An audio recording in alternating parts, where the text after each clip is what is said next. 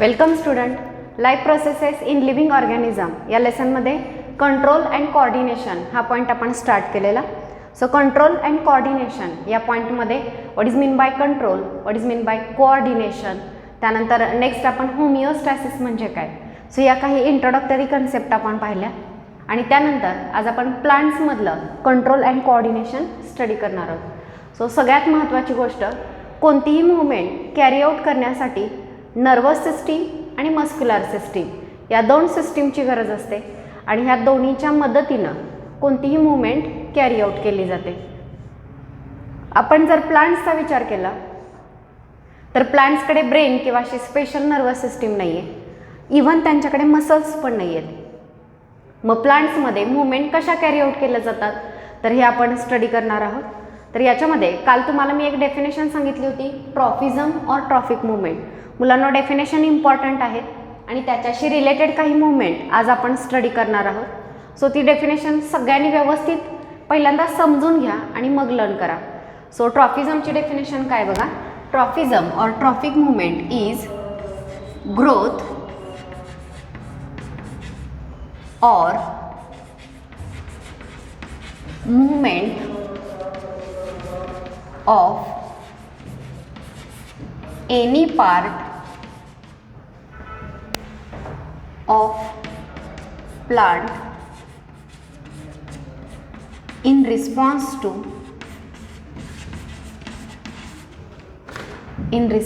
to external stimuli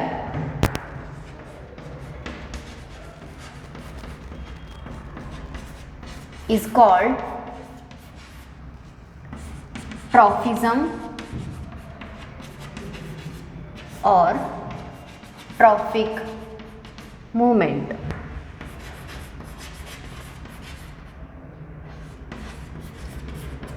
so प्लांटच्या कोणत्याही पार्टची movement किंवा कोणत्याही पार्टची ग्रोथ, दोन कंडिशन दिलेत. कोणत्याही पार्टची मूवमेंट होईल, फक्त मूवमेंट होईल किंवा ग्रोथ होईल. ठीक आहे. फॉर एक्झाम्पल फक्त मूवमेंटसुद्धा होऊ शकते, मूवमेंट झाली ग्रोथ होत नाही, आणि कदाचित ग्रोथसुद्धा होते. म्हणजे फॉर एक्झाम्पल इथे एखादं झाड लावलेलं आहे आणि त्याची मुळं त्या तिथपर्यंत ग्रो झाले किंवा काही डिस्टन्सपर्यंत ग्रो झालेली आहेत. मग त्या कंडिशनमध्ये ते जे रूट्स आहेत ते ग्रो पण झाले आणि त्यांची मूवमेंट इथपासून तिथपर्यंत मूवमेंटसुद्धा झाली. सो दोन्ही गोष्टी झाल्या.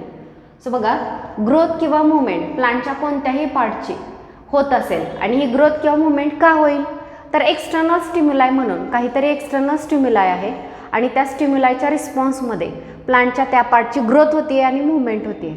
तर याला आपण ट्रॉफिझम किंवा ट्रॉफिक मूवमेंट असं म्हणतो.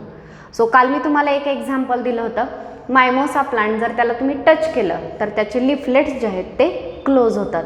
ओके, तर हे एक्सटर्नल स्टिम्युलायच्या रिस्पॉन्समध्ये होणारी मूवमेंट आपण प्लांटमध्ये पाहणार आहोत.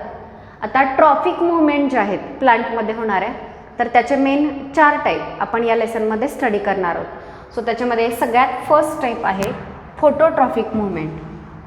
So first is phototrophic movement.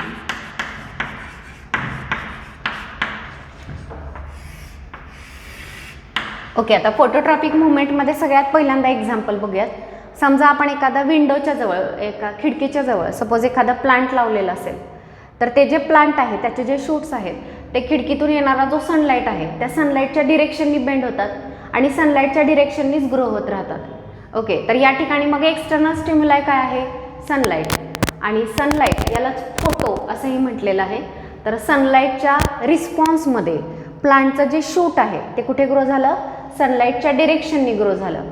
So कुंडीच्या जवळ एका बाजूला जर झाड लावलेलं असेल, बुकमध्ये एक पिक्चर दिलेलं आहे, या पद्धतीने एक प्लांट दिलेलं आहे त्यांनी आणि ते आडवी ठेवलेली आहे ती कुंडी. तर ते जे प्लांट आहे ते असं आडवं ग्रो झालेलं नाही आहे, ते या पद्धतीनं असं वरती गेलेलं आहे, ग्रो झालेलं आहे वरच्या डिरेक्शननी. मग आता प्लांटची ही जी वरच्या डिरेक्शननी मूवमेंट होती ती कशी झाली तर याच्यामध्ये बघा, सनलाईट जो आहे तो वरून येतो आहे आणि हे प्लांटचं शूट जे आहे ते सनलाईटच्या डिरेक्शननी ग्रो होत आहे. ओके, तर या ठिकाणी मग एक्सटर्नल स्टिम्युलाय काय झाला, सनलाईट, आणि त्या डिरेक्शननी ग्रोथ होतीये. जेव्हा ग्रोथ होते, आधी इथं होतं प्लांट, त्याची ग्रोथ होऊन ते सनलाईटच्या डिरेक्शननी मूव्ह व्हायला लागलं. सो ग्रोथ आणि मुवमेंट दोन्ही गोष्टी या ठिकाणी झाल्या आणि या मुवमेंटला आपण म्हणणार आहोत phototrophic movement. So phototrophic movement म्हणजे काय, तर शूट ऑफ प्लांट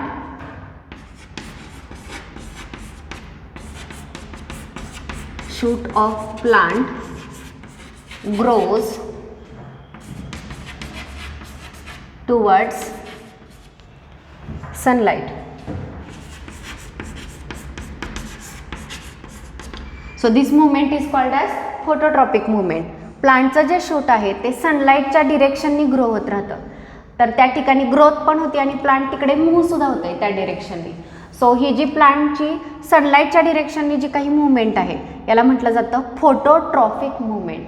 फोटो म्हणजे सनलाईट, सनलाईट हा एक्सटर्नल स्टिम्युलाय झाला आणि मुवमेंट कोणाची झाली, तर त्या शूटची मुवमेंट झाली सनलाईटच्या डिरेक्शननी. ग्रोथ पण झाली आणि मुवमेंटसुद्धा झालेली. So this is phototrophic movement. या ठिकाणी एक्सटर्नल स्टिम्युलाय आहे, external stimuli is sunlight. Sunlight हा एक्सटर्नल स्टिम्युलाय म्हणून काम करतो आणि मुवमेंट कोणाची होतीये,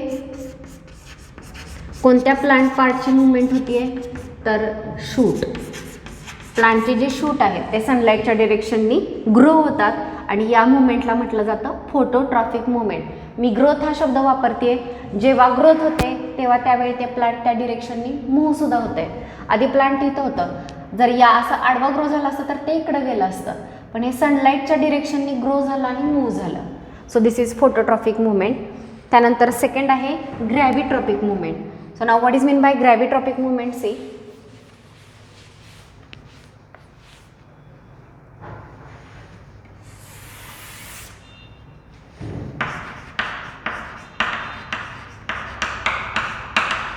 Gravitrophic movement.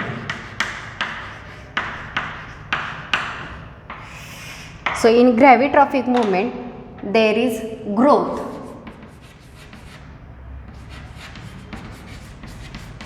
of roots of plants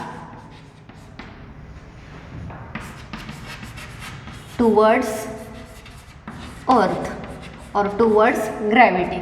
तर याचे डायग्राम किंवा पिक्चर बुकमध्ये दिलेलं नाही, पण समजा एखादं सीड जेव्हा आपण प्लांटमध्ये सॉईलमध्ये जेव्हा एखादं सीड लावतो तेव्हा ते जे सीड आहे त्या सीडला दोन पार्ट असतात. एक जो पार्ट आहे त्याला म्हटलं जातं रॅडिकल आणि दुसरा जो पार्ट आहे त्याला म्हटलं जातं प्लिम्यूल. सो रॅडिकल आणि प्लिम्यूल असे दोन पार्ट असतात. त्यापैकी प्लिम्यूल जे आहे त्याच्यापासून शूट ग्रो होतं किंवा शूट तयार होतं आणि जो रॅडिकलचा पार्ट आहे त्याच्यापासून रूट तयार होतं. तर मुलांना बघा, जेव्हा आपण सीड लावतोय सॉईलमध्ये, एक तर आपल्याला हे माहीतच नाही आहे किंवा बऱ्याच लोकांना माहिती नाही की रॅडिकल आणि प्लिम्यूल आहे. रॅडिकलपासून रूट तयार होतं आहे, प्लिम्यूलपासून शूट तयार होतं आहे, हे माहितीच नाही आहे. मग सॉईलमध्ये आपण जेव्हा ते सीड लावतोय तेव्हा ते बघून लावतोय का की या पार्टपासून रूट तयार होणार आहेत, मग तो पार्ट खालच्या डिरेक्शनने पाहिजे, इथून शूट तयार होणार आहे तर तो पार्ट वरती पाहिजे, असं आपण पाहतो का? नाही पाहत. जेव्हा आपण एखादं सीड लावतोय, समजा हा रॅडिकलचा पार्ट आहे आणि हा प्लिम्यूलचा पार्ट आहे, याच्यापासून रूट्स ग्रो होत आहेत तर रूट्सच ग्रो होतात. पण असं कधी होत नाही की रूट्स वरती ग्रो व्हायला लागले आणि प्लांटचं शूट जमिनीच्या खाली, असं होत नाही. तर त्यांची जी मुवमेंट आहे, रूट्स कायम ग्रॅव्हिटी अर्थकडेच अट्रॅक्ट होतात आणि अर्थमध्ये जाऊन ते रुजतात आणि शूट जे आहे ते निगेटिव्ह टू ग्रॅव्हिटी म्हणजे ग्रॅव्हिटीकडे अर्थकडे अट्रॅक्ट होत नाहीत, त्याच्या अपोजिट डिरेक्शनने ग्रो होतात. सो या पॉईंटमध्ये तुम्हाला एकच गोष्ट लक्षात घ्यायची आहे, प्लांटचे जे रूट्स आहेत ते रूट्स अर्थकडे अट्रॅक्ट होत आहेत, ग्रॅव्हिटीकडे अट्रॅक्ट होत आहेत. सो ही जी मुवमेंट आहे याला म्हटलं जातं ग्रॅव्हिट्रॉफिक मुवमेंट. आणि नीट लक्षात घ्या, प्रत्येक ठिकाणी मी ग्रोथ सांगते.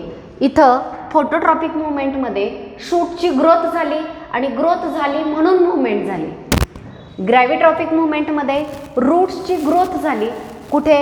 टुवर्ड्स दी अर्थ, आणि त्या डिरेक्शननी ग्रोथ झाली म्हणून त्या डिरेक्शननी मुवमेंट झाली आहे. सो ग्रोथ आणि मुवमेंट ह्या दोन्ही गोष्टी या ठिकाणी होतात. आता इथं जर सांगायचं झालं तर बघा, या ठिकाणी एक्सटर्नल स्टिम्युलाय काय आहे? सो एक्सटर्नल स्टिम्युलस जो आहे तो अर्थ आहे किंवा ग्रॅव्हिटी आहे असं आपण म्हणूया. आणि ग्रोथ किंवा प्लांट पार्ट जो मूव्ह होतोय आणि ग्रो होतोय तो कोणता होतोय? सो प्लांट पार्टमध्ये रूट्स जे आहेत ते त्या डिरेक्शननी ग्रो होत आहेत. So this was the second movement or second trophic movement. त्यानंतर थर्ड दिलेली आहे फोटोट्रॉपिक, ग्रॅव्हिट्रॉपिक, नंतर नेक्स्ट आहे hydrotropic movement.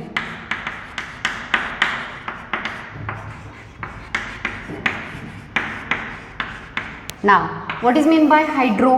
Hydra means water किंवा पाण्याच्या डिरेक्शननी होणारी ग्रोथ आणि मुवमेंट ही हायड्रोट्रॉपिक मुवमेंटमध्ये येते. आता याच्यामध्ये बघा, तुम्ही एखाद्या ठिकाणी प्लांट लावलेला असेल तर प्लांटचे जे रूट्स आहेत, जिथं प्लांट आहेत त्याच ठिकाणी फक्त असतात असं होत नाही. प्लांटचे रूट्स खूप लांबपर्यंत पसरलेले असतात त्या प्लांट्सपासून. मग ते शक्यतो कुठे ग्रो होतात, कुठल्या डिरेक्शननी जातात? तर प्लांटचे रूट वॉटरच्या डिरेक्शननी ग्रो होत असतात. ज्या डिरेक्शनला वॉटर आहे, पाण्याचा सोर्स आहे, त्या डिरेक्शननी प्लांट्सचे रूट ग्रो होतात. आणि मग रूटची ही जी मुवमेंट आहे वॉटरच्या डिरेक्शननी किंवा रूटची वॉटरच्या डिरेक्शननी होणारी जी ग्रोथ आहे त्या ग्रोथला काय म्हटलं जातं? हायड्रोट्रॉफिक मुवमेंट. सो हायड्रोट्रॉफिक मुवमेंटमध्ये बघा, growth of roots of plant towards water. प्लांटचे जे रूट्स आहेत हे वॉटरच्या डिरेक्शननी ग्रो होतात आणि ही वॉटरच्या डिरेक्शननी रूटची होणारी ग्रोथ आणि ग्रोथ झाल्यामुळे झालेली मुवमेंट, म्हणजे इथं प्लांट आहे आणि त्या ठिकाणी जर वॉटर असेल तर प्लांटचे रूट त्या वॉटरच्या डिरेक्शननी ग्रो होत आहेत आणि ग्रो झाले म्हणून ते रूट इथून तिथपर्यंत पोहोचले. ग्रोथमुळे मुवमेंट झाली. तर ती जी मुवमेंट आहे वॉटरच्या डिरेक्शननी रूटची, त्या मुवमेंटला हायड्रोट्रॉफिक मुवमेंट असं म्हटलं जातं. हायड्रोट्रॉफिक मुवमेंटमध्ये एक्सटर्नल स्टिम्युलाय किंवा एक्सटर्नल स्टिम्युलस जो आहे तो वॉटर आहे आणि या ठिकाणी प्लांट पार्ट कोणता ग्रो होणार आहे? तर पुन्हा एकदा रूटच. मगाशी सुद्धा आपण पाहिलं की प्लांटचे रूट्स ग्रो होत आहेत. हायड्रोट्रॉफिक मुवमेंटमध्ये सुद्धा प्लांटचे रूट्सच वॉटरच्या डिरेक्शननी ग्रो होतात आणि मूव्ह होतात. सो ही मुवमेंट सगळ्यांना समजली का? बघा, ट्रॉफिक मुवमेंटमध्ये आपण 3 टाईपच्या मुवमेंट पाहिल्या: phototrophic movement, gravitrophic movement, hydrotrophic movement. त्या नेमवरून लक्षात आलं पाहिजे. In phototrophic movement, photo means light, so there is growth of shoots of plant towards the sunlight, it is called as phototrophic movement. आणि इथं हा मुद्दा लक्षात घ्या, ग्रोथ होतीये म्हणून मुवमेंट होतीये. सेकंड आहे gravitrophic movement. In gravitrophic movement there is growth of roots of plant towards the earth or gravity, it is called as gravitrophic movement. And in hydrotrophic movement there is growth of roots of plant towards the water, it is called as hydrotrophic movement. याशिवाय अजून एक movement आहे केमोट्रॉपिक movement. तर बघा,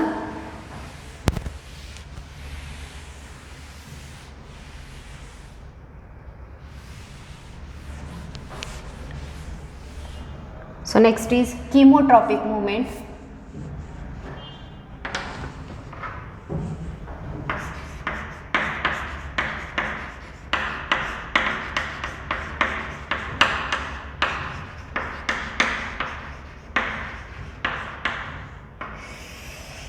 So in chemotropic movement there is growth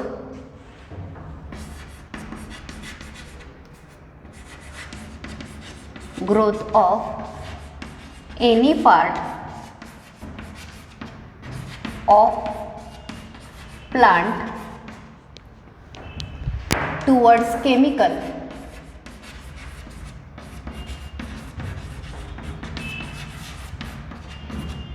is called chemotropic movement.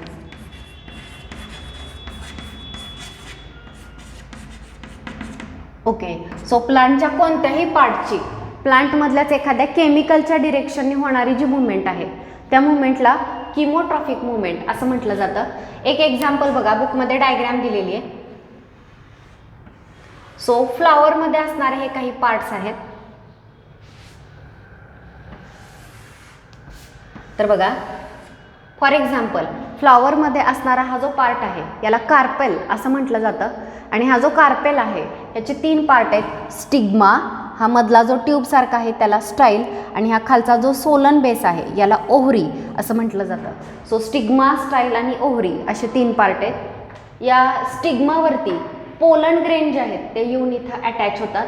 आणि जेव्हा pollen grain येऊन attach होतात तेव्हा एग जे आहे त्या या ओव्हरीच्या आतमध्ये तयार झालेलं असतं. आणि हा पोलन ग्रेनमध्ये मेल गॅमेट असतात. इथं फिमेल गॅमेट आहे. मेल गॅमेट आणि फिमेल गॅमेट यांना एकमेकांशी फ्यूज व्हायचं आहे. त्यासाठी काय केलं जातं तर ह्या पोलन ग्रेनपासून एक ट्यूब तयार केली जाते. आणि ही ट्यूब जी आहे ती या एगच्या डिरेक्शननीच ग्रो होते, त्या फिमेल गॅमेटच्या डिरेक्शननीच ग्रो होते. मग आता पोलन ट्यूब जी आहे ती याच डिरेक्शननी का ग्रो झाली तर इथं काही केमिकल सिक्रेट केलेले आहेत ओव्हरीमध्ये, आणि त्या केमिकलकडे ती पोलन ट्यूब जी आहे ती अट्रॅक्ट झाली, त्या डिरेक्शननी ग्रो झाली. सो याच्यामध्ये बघा किमोट्रॉफिक मुवमेंटमध्ये there is growth of pollen tube towards the chemical. Pollen tube जी आहे ती केमिकलच्या डिरेक्शननी ग्रो होती आहे आणि याला म्हटलं जातं किमोट्रॉफिक मुवमेंट. आता कोणत्याही पार्टची होऊ शकते, त्यामुळे स्पेसिफिक तिथं लिहिलेलं नाही आहे की प्लांट पार्ट कोणता आणि एक्सटर्नल स्टिम्युलाय काय. मात्र या ठिकाणी स्टिम्युलस जो आहे तो केमिकल असतो आणि केमिकलच्या डिरेक्शननी कोणत्याही पार्टची मुवमेंट होऊ शकते. तर त्याच्यामध्ये मी तुम्हाला एक एक्झाम्पल दिलं पोलन ट्यूब. पोलन ट्यूब जी आहे ती कायम ओव्हरीच्या डिरेक्शननीच ग्रो होते, कारण त्या डिरेक्शनने तिथं केमिकल रिलीज केलेलं आहे. So this movement is called as chemotrophic movement. आणि फायनली अजून एक मुवमेंट या ठिकाणी दिलेली आहे, ही ती फक्त डायग्रॅममध्ये दिलेली आहे आणि मुवमेंटचं नेम आहे थिग्मोट्रॉफिक रिस्पॉन्स.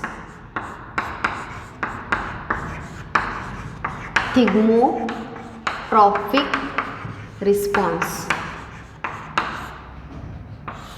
ओके, आता थिग्मोट्रॉफिक रिस्पॉन्स म्हणजे काय तर तुम्ही वेली बघितल्या असतील किंवा क्रिपर्स बघितल्या असतील, तर त्या वेलींना जर आपण काही आधार त्याच्या बाजूला जर लावला, एखादं स्टेम असेल, एखादं सपोर्ट जर त्या ठिकाणी कनेक्ट केला, तर ती जी वेल आहे त्या सपोर्टच्या बाजूला गुंडाळत वरच्या डिरेक्शननी ग्रो होत राहते. मग आता या ठिकाणी ती जी वेल आहे त्या वेलीला टेंड्रिल्स असतात. So tendrils are sensitive to touch. त्या वेलीचे जे टेंड्रिल्स आहेत ते टचला सेन्सिटिव्ह असतात. मग आता त्याच्याशी रिलेटेड डायग्राम बघा. फॉर एक्झाम्पल ही एखादी वेल असेल, तर त्या वेलीवरती असं स्प्रिंग लाईक स्ट्रक्चर जे आहे ते ग्रो झालेलं असतं आणि त्या स्प्रिंग लाईक स्ट्रक्चरला काय म्हटलं जातं टेंड्रिल असं म्हटलं जातं. एखादा सपोर्ट जर तुम्ही त्या ठिकाणी बाजूला लावलेला असेल, एखादा रॉड असेल, एखादी काठी जर तुम्ही बाजूला उभी केली असेल आणि ते टेंड्रिल जेव्हा त्या सपोर्टला टच करतात तेव्हा त्या टचमुळे स्टिम्युलेट होतात आणि एक स्लगिश लिक्विड जे आहे ते सिक्रेट करतात. म्हणजे त्या टेंड्रिल त्या आधाराच्या बाजूला स्वतःला गुंडाळायला सुरुवात करतात आणि त्या डिरेक्शनने त्यांची ग्रोथ होते. सो टेंड्रिल्स कोणाच्या बाजूला ग्रो झाले सपोर्टच्या बाजूला. सो टेंड्रिलची ही जी मुवमेंट आहे याला म्हटलं जातं थिग्मोट्रॉफिक रिस्पॉन्स. सो टेंड्रिल हा वर्ड लक्षात ठेवा. आणि त्याचा थिग्मोट्रॉफिक रिस्पॉन्स म्हणजे काय तर त्या वेलीचं जे स्प्रिंग लाईक स्ट्रक्चर असतं त्याला टेंड्रिल्स म्हणतो आणि हे टेंड्रिल्स सपोर्ट जो आहे त्याच्या बाजूला ग्रो होत राहतात, त्याच्या डिरेक्शननी ग्रो होत राहतात आणि स्वतःला त्याला अटॅच करून घेतात. तर याला थिग्मोट्रॉफिक रिस्पॉन्स असं म्हटलं जातं. सो ट्रॉफिझम किंवा ट्रॉफिक मुवमेंट म्हणजे काय त्याची डेफिनेशन लक्षात घ्या. आणि त्यानंतर नेक्स्ट आपण chemotrophic movement, phototrophic movement, gravitrophic movement, hydrotrophic movement and thigmotrophic response. तर या 5 मुवमेंट आपण स्टडी केलेल्या आहेत आणि प्रत्येकाच्या नेमवरून लक्षात येईल. केमोट्रॉफिक मुवमेंटमध्ये केमिकलच्या डिरेक्शननी प्लांट पार्टची ग्रोथ होते. फोटोट्रॉफिक मुवमेंटमध्ये सनलाईटच्या डिरेक्शननी प्लांटचं शूट ग्रो होतं. ग्रॅव्हिट्रॉफिक मुवमेंटमध्ये अर्थच्या डिरेक्शननी रूट्स ग्रो होतात आणि हायड्रोट्रॉफिक मुवमेंटमध्ये वॉटरच्या डिरेक्शननी रूट्स ग्रो होतात. आणि थिग्मोट्रॉफिक रिस्पॉन्समध्ये टेंड्रिल जे आहेत ते टच किंवा सपोर्टच्या बाजूने ग्रो होत राहतात. सो हे आपण मुवमेंट जे आहेत त्या स्टडी केल्या. यानंतर या टॉपिकमध्ये नेक्स्ट आपण स्टडी करणार आहोत हार्मोन्स. सो प्लांटमध्ये सुद्धा काही हार्मोन्स सिक्रेट केले जातात. सो त्यांचं काम काय असतं आणि हार्मोनचं नेम हे आपण या ठिकाणी पाहणार आहोत. सो बघा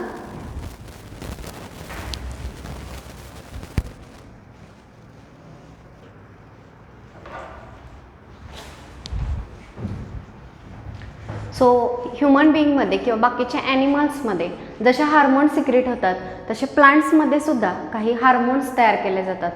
सो हार्मोन्सचे नेम मी बोर्डवरती लिहिलेले आहेत. त्यातला फर्स्ट आहे auxin, second is gibberellin, next is cytokinin and third is abscisic acid. So auxin, gibberellin, cytokinin and abscisic acid हे प्लांटमध्ये सिक्रेट होणारे हार्मोन्स आहेत. मग हे जे हार्मोन्स आहेत या प्रत्येकाचं फंक्शन वेगवेगळं आहे, प्रत्येकाचा रोल वेगवेगळा आहे. तर याच्यामध्ये सगळ्यात फर्स्ट ऑक्झिन जो आहे तो प्लांटच्या अपायकल पार्ट किंवा प्लांटचं जे शूट आहे त्या शूटच्या अपायकल पार्टमध्ये सिक्रेट केला जातो. म्हणजे जर हे प्लांटचं शूट असेल तर या शूटच्या अपायकल टोकाचा जो भाग आहे त्याच पार्टमध्ये ऑक्झिन हे हार्मोन सिक्रेट होतं. So it is secreted in apical part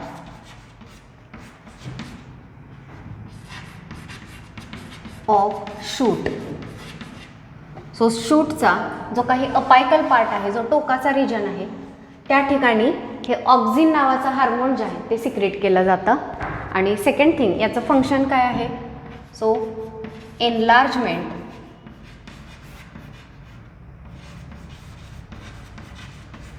of cell. Cell enlarge करणं, फॉर एक्झाम्पल अशी जर सेल असेल तर ती एनलार्ज करणं, या पद्धतीनं सेलचं जे एनलार्जमेंट आहे ते ऑक्झिन नावाच्या हार्मोनमुळे होत असतं. सो मुलांना याच्यावरती क्वेश्चन विचारताना हार्मोन्सवरती फक्त विचारला जाईल, हार्मोनचे फंक्शन्स लिहा म्हणून, किंवा मॅच द फॉलोइंगमध्ये असू शकतो, फिल इन द ब्लँक्समध्ये असू शकतो. वेगवेगळ्या अँगलनी क्वेश्चन विचारले जाऊ शकतात. पॉईंट इम्पॉर्टंट आहे, व्यवस्थित समजून घ्या. ऑक्झिन हा जो हार्मोन आहे तो शूटच्या अपायकल पार्टमध्ये म्हणजे टोकाच्या भागामध्ये सिक्रेट होतो आणि त्या ऑक्झिनमुळे सेल एनलार्ज होतात, मोठ्या होतात. आणि ते जे शूट आहे, जसं आपण मगाशी बघितलं की प्लांटचं शूट सनलाईटच्या डिरेक्शननी बेंड होतं, तर ते बेंड का होतं? तर ते ऑक्झिनमुळे होत असतं. ऑक्झिन त्या पार्टमधल्या सेल एनलार्ज करतो आणि त्या सेल सनलाईटच्या डिरेक्शननी बेंड व्हायला लागतात. सो फक्त तुम्हाला एवढंच लक्षात घ्यायचं आहे की अपायकल शूटच्या अपायकल पार्टमध्ये सिक्रेट होतो आहे आणि याच्यामुळे सेल एनलार्ज होतात. सेकंड जो हार्मोन आहे जिब्रेलिन. ओके, जिब्रेलिनचं मेन फंक्शन आहे it causes stem elongation. Stem elongation किंवा स्टेमची लेंथ इन्क्रीज होणं, तर ते जे इलॉंगेशन आहे ते जिब्रेलिन या हार्मोनमुळे होतं. नेक्स्ट आहे सायटोकायनिन. सायटो या शब्दाचा अर्थ होतो सेल आणि कायनिन म्हणजे डिव्हिजन. तर हा जो हार्मोन आहे cytokinin it help in cell division. हा हार्मोन सेल डिव्हिजनमध्ये हेल्प करतो. आणि शेवटचा ॲब्सिसिक ॲसिड जो आहे prevention or retardation of growth. Prevention or retardation of growth. Growth prevent करणारा हार्मोन आहे, रिटार्ड करणारा हार्मोन आहे. सो याच्यामुळे बाकीचे ग्रोथ स्टिम्युलेट करतायत, ग्रोथ होतीये प्लांटची. तर ॲब्सिसिक ॲसिड हा हार्मोन जो आहे तो ग्रोथ प्रिव्हेंट करतोय किंवा थांबवतोय. पर्टिक्युलरली आपण बघतो प्लांटची जी पानं आहेत ती पिवळी पडतात आणि नंतर ती गळून पडतात. तर लीफचे हे जे विल्टिंग आहे, विल्टिंग होणं, गळून पडणं जे आहे ते या ॲब्सिसिक ॲसिड या हार्मोनमुळे होतं. It causes wilting of leaf. Causes leaf wilting. So याच्यावरती क्वेश्चन विचारला जातो की लीफ विल्टिंग जे आहे ते कोणत्या हार्मोनमुळे होते किंवा कोणत्या हार्मोनमुळे ती पानं गळून पडतात? तर ॲब्सिसिक ॲसिड या हार्मोनमुळे. सो मुलांना 4च हार्मोन आहेत आणि त्यांचे फंक्शन्स व्यवस्थित लक्षात ठेवायचे आहेत. मी सायटोकायनिन तुम्हाला सांगितलं. सायटो म्हणजे सेल आणि कायनिन म्हणजे डिव्हिजन. सो हा हार्मोन सेल डिव्हिजनसाठी रिस्पॉन्सिबल आहे. ॲब्सिसिक ॲसिड ॲसिड आहे आणि हा ग्रोथ प्रिव्हेंट करणार आहे, थांबवणार आहे. त्यामुळे पानांचं जी विल्टिंग आहे ती विल्टिंग ॲब्सिसिक ॲसिडमुळे होतं. ऑक्झिन आणि जिब्रेलिनच्या बाबतीत लक्षात ठेवा, auxin cell enlargement, particular cell enlarge करतो आणि जिब्रेलिन स्टेम इलॉंगेट करतो. प्लांटचं जे स्टेम आहे त्याची लेंथ इन्क्रीज करतो. दोन्हींमध्ये फरक आहे. Auxin is responsible for cell enlargement and gibberellin is responsible for stem elongation. So this is about hormones in plant. So बोर्डवरती दिलेला जो चार्ट आहे हा व्यवस्थित लक्षात घ्या, बुकमध्ये नोट डाऊन करा. सो आजच्या लेक्चरमध्ये आपण ट्रॉफिक मुवमेंट स्टडी केल्या. ट्रॉफिझम म्हणजे काय आणि 4-5 टाईपचे ट्रॉफिझम पाहिले. त्याच्यामध्ये first phototrophic movement, gravitrophic movement, hydrotrophic movement, chemotrophic movement and thigmotrophic response. तर ह्या सगळ्यांचं मिनिंग नीट लक्षात घ्या आणि प्लांट्समध्ये सिक्रेट होणारे हार्मोन्स आणि त्यांचा रोल. ओके, यानंतर नेक्स्ट जो पॉईंट आहे प्लांट्समधलीच मुवमेंट, फक्त ग्रोथ इंडिपेंडंट मुवमेंट, हे आपण नेक्स्ट लेक्चरला स्टडी करणार आहोत. आजच्या लेक्चरमध्ये आपण इथेच थांबतोय. थँक्यू.